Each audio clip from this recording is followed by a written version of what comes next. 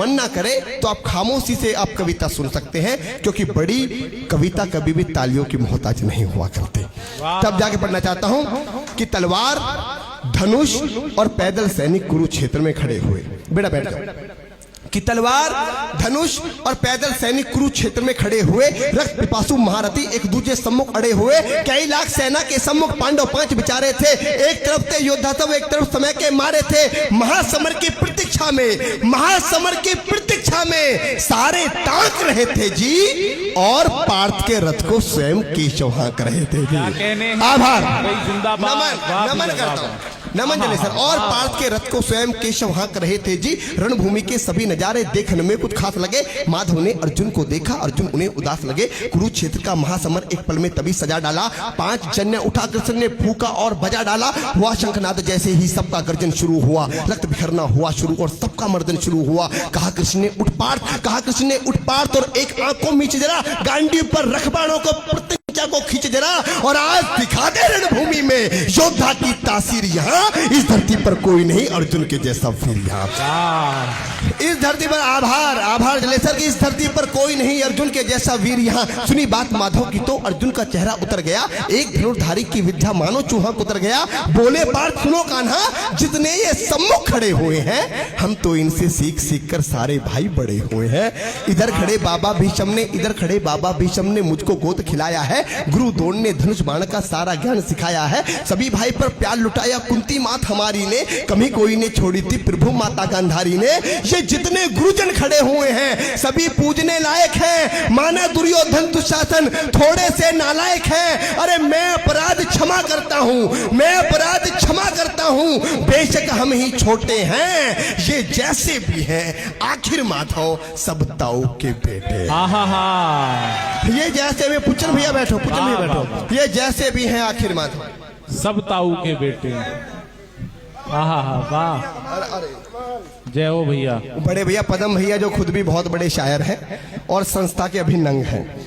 ये जैसे भी हैं आखिर माधव सब ताऊ के बेटे। अंकुर भैया बैठो ना। अब भी एक जलेसर के सबसे बड़े व्यापारियों में से एक व्यक्ति अंकुर भैया जब चाय के गिलास कवियों को दे रहे थे तो ऐसा लग रहा था कि वही काम हो रहा था जैसे भगवान सुदामा कृष्ण जी के साथ करते थे, कृष्ण सुदामा के साथ करते थे। ऐसी मित्रता होनी चाहिए। जैसे भी हैं आखिर माधव सब ताऊ के बेटे हैं, और छोटे से भूभाग की खातिर अंकुर भैया इतने बड़े साम्राज्य को, दुनिया के सबसे बड़े साम्राज्य को एक धर्म से भटका हुआ योद्धा जमीन का टुकड़ा बताता है और योगेश्वर से कहता है कि छोटे से भूभाग की खातिर हिंसक नहीं बनूंगा मैं, स्वार्थ साध कर निज कुल का विध्वंसक नहीं बनूंगा मैं। अरे खून सने हाथों को होता राजभोग अधिकार नहीं, परिवार मार के गद्दी मिले तो सिंहासन स्वीकार नहीं, परिवार मार के गद्दी मिले तो सिंहासन स्वीकार नहीं। रथ पर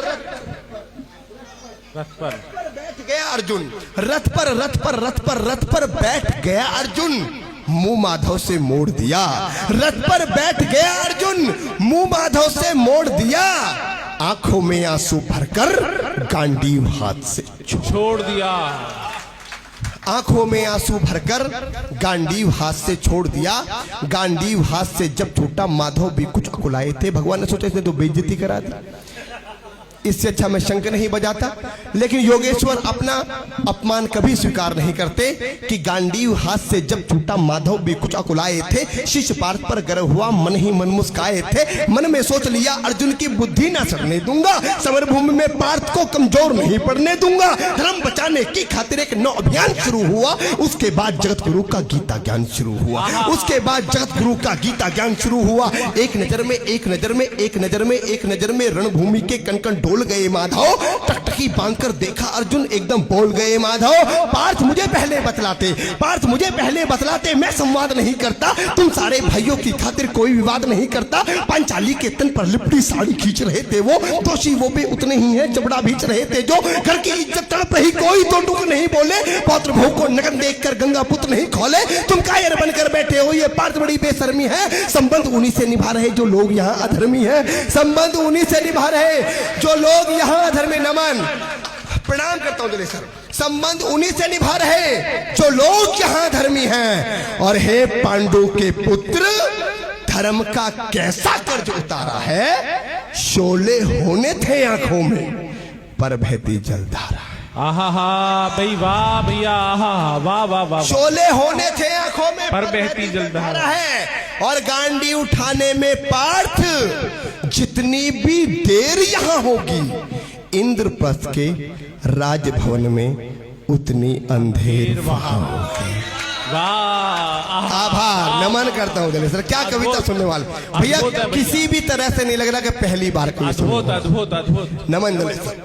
इंद्रप्रस्थ के राजभवन में उतनी अंधेर वहां होगी। अधर्म धर्म की गहराई में खुद को नाप रहा अर्जुन, असुरधार फिर तेज हुई और थरथर कांप रहा अर्जुन। केशव मुझको बतलाओ कुलनाशक कैसे बन जाऊं, रख सिंहासन लाशों पर मैं शासक कैसे बन जाऊं। कैसे उठेंगे कर उन पर जो कर पर अधर लगाते हैं। कर का मतलब होता है हाथ, अधर का मतलब होता है होठ। जो मेरे हाथों को चूमते उन पर हाथ कैसे उठाऊं। वाह वाह वाह वाह। कैसे उठेंगे कर उन पर जो कर पर अधर लगाते हैं। करने को जिनका स्वागत है कर भी स्वयं जुड़ जाते हैं। इन्हीं करों ने बाल काल में सबके पैर दबाए हैं। इन्हीं करों को पकड़ करों में पितामह मुस्काए हैं। अपने बाणों की नोक जो इनकी ओर करूंगा मैं। केशव मुझको मृत्यु दे दो उससे पूर्व मरूंगा मैं। वाह। केशव मुझको मृत्यु दे दो उससे पूर्व मरूंगा मैं। बात युद्ध के मुझे न कुछ भी पास दिखाई देता है।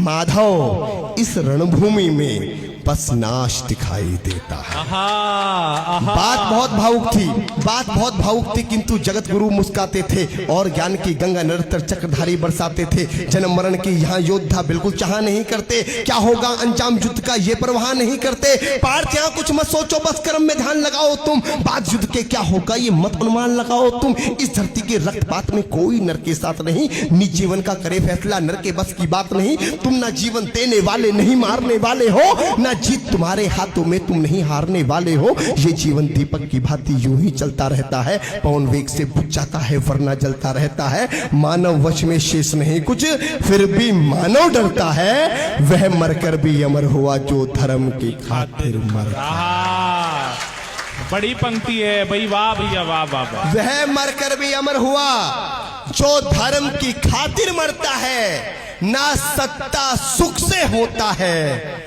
ना सम्मानों से होता है। जीवन का सबसे बड़ा सम्मान क्या है मित्रों, जो योगेश्वर ने कुरुक्षेत्र के मैदान में बताया।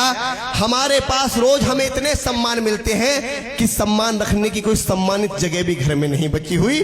लेकिन सबसे बड़ा सम्मान क्या है लेश भाई, कि देहदान योद्धा ही करते हैं ना कोई दूजा जाता है। एक बड़ी पंक्ति परमपिता ने जलेसर मुझसे लिखवाई, जो हिंदी के विद्यार्थी जिन्होंने हिंदी पढ़ी हो, जिन्होंने कविता समझी हो, एक पंक्ति पूरे जलेसर को देना चाहता हूं और उनको जलेसर का आशीर्वाद चाहता हूं कि देहदान योद्धा ही करते हैं। इससे बड़ा मैंने जीवन में कुछ नहीं लिखा कि देहदान योद्धा ही करते हैं ना कोई दूजा जाता है। जब हमारे पुलिस के जवान, फौज के जवान अपनी शहादत देते हैं तो उनको तिरंगे में लपेट कर लाया जाता है कि देहदान योद्धा ही करते हैं ना कोई दूजा जाता है। रणभूमि में वीर मरे तो शव भी पूजा जाता है। वाह भैया जिंदाबाद, अद्भुत अद्भुत भाई, वाह वाह वाह। रणभूमि में वीर मरे तो शव भी पूजा जाता है भाई, वाह भैया। रणभूमि में वीर मरे तो शव भी पूजा जाता है। और योद्धा की प्रवृत्ति जैसे खोटे शस्त्र बदलती है। एक पंक्ति में श्रीमद् भागवत पूरी गीता का सार बताता हूं कि योद्धा की प्रवृत्ति जैसे खोटे शस्त्र बदलती है, वैसे मानव की दिव्य आत्मा दैहिक वस्त्र बदलती है। आहा आहा, नमन जलेसर प्रणाम। वैसे मानव की दिव्य आत्मा दैहिक वस्त्र बदलती है। ये मान और सम्मान बताओ। उसके बाद अर्जुन कहता है ये मान और सम्मान बताओ, मुझको जीवन दान बताओ। काम क्रोध की बात कही तो मुझको उत्तम काम बताओ। अरे खुद को ईश्वर कहते हो तो जल्दी अपना नाम बताओ। खुद को ईश्वर कहते हो तो जल्दी अपना नाम बताओ। इतना सुनते ही माधव का धीरज पूरा डोल गया। तीन लोक का स्वामी फिर बेहद गुस्से में बोल गया, अरे कान खोलकर सुनो पार्थ, मैं ही त्रेता का राम हूं। कान खोलकर सुनो पार्थ, मैं ही त्रेता का राम हूँ। कृष्ण मुझे सब कहते हैं, मैं द्वापर का घनश्याम हूँ। रूप कभी नारी का रख कर मैं ही केस बदलता हूँ। धर्म बचाने की खातिर मैं अनगिन वेश बदलता हूँ। विष्णु जी का षष्ठ रूप में परशुराम मत वाला हूँ। नाग कालिया के फन पे मैं मर्दन करने वाला हूँ। बाकासुर और महिषासुर को मैंने जिंदा गाड़ दिया। नरसिंह बनकर धर्म की खातिर हिरण्यकश्यप फाड़ दिया। वाह, जिंदाबाद जिंदाबाद भाई, वाह वाह वाह वाह वाह। आहा, नरसिंह बनकर धर्म। जय। हाँ, मैं दोबारा पढ़ता हूँ, सप्लीमेंट्री से पास हुए हो क्या? पर जलेसर में रह के एटा डिस्ट्रिक्ट में रह के सप्लीमेंट्री नहीं आनी चाहिए।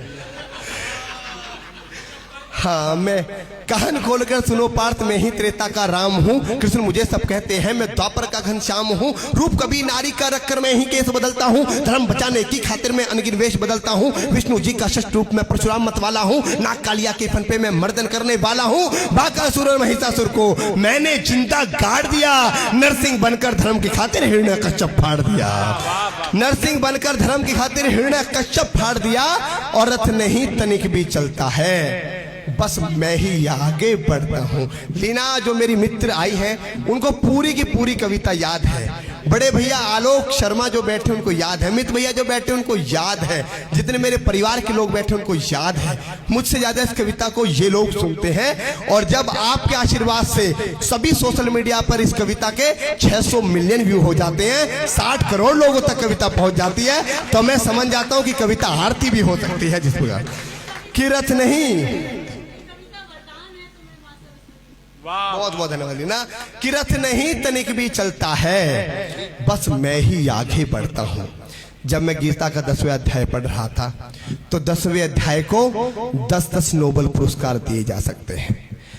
अगर पूरी दुनिया की शक्तिशाली देशों के सारे सम्मान भी माँ गीता को दे दिए जाएं, तो सम्मान कम पड़ जाएंगे, माँ गीता बड़ी हो जाएगी। पूरी दुनिया का मैनेजमेंट, पूरी दुनिया का मोटिवेशन माँ गीता में समाहित है। पूरी दुनिया का विज्ञान गीता में समाहित है। क्योंकि विज्ञान कहता है ना तो ऊर्जा पैदा की जा सकती है, ना नष्ट की जा सकती है। गीता कहती है नैनम छिदन्ति शस्त्राणि नैनम दहति पावक है न चैनम कलिदंता पुण्य शुजति मारुत। किरत ने और उस 10वें अध्याय को मात्र 2 पंक्ति में समेटा। जलेसर का स्नेह आशीर्वाद मुझे मिलेगा। आप जिस तरह से कविता को सुन रहे हैं कि देहदान योद्धा ही करते हैं, ना कोई दूजा जाता है। रणभूमि में वीर मरे तो शव भी पूजा जाता है। और मैं वो पंक्ति आपके सामने रखना चाहता हूं जो 10वें अध्याय में कही कि रथ नहीं तनिक भी चलता है, बस मैं ही आगे बढ़ता हूं। और गांडीव हाथ में तेरे है, पर रणभूमि में मैं लड़ता हूं। आभार जलेसर। गांडीव हाथ में तेरे है, पर रणभूमि में मैं लड़ता हूं। इतने ऊंचे थे भगवान की सर में अंबर लगता था, और हजारों भुजा देखकर अर्जुन को डर लगता था। जैसे ही मेरे माधव का कद थोड़ा सा बड़ा हुआ, सहमा सहमा सा था अर्जुन एकदम रथ से खड़ा हुआ। माँ गीता के ज्ञान का सीधा हृदय पर प्रहार हुआ। मृत्यु के आलिंगन हेतु फिर अर्जुन तैयार हुआ। मृत्यु के आलिंगन हेतु फिर अर्जुन तैयार हुआ कि जितने यहाँ अधर्मी हैं चुन चुन कर उन्हें सजा दूंगा। इतना रक्त बहाऊंगा धरती की प्यास बुझा दूंगा। जिधर बाण चले पार्थ के सब पीछे हट जाते थे। रणभूमि के कोने कोने लाशों से पट जाते थे। धर्मराज के शीश के ऊपर राज मुकुट की छाया थी। भगवान ने युद्ध जितवा दिया। युधिष्ठिर का राज अभिषेक हुआ। कविता की अंतिम पंक्तियां कि धर्मराज के शीश के ऊपर राज मुकुट की छाया थी, पर सारी दुनिया जानती थी ये बस केशव की माया थी।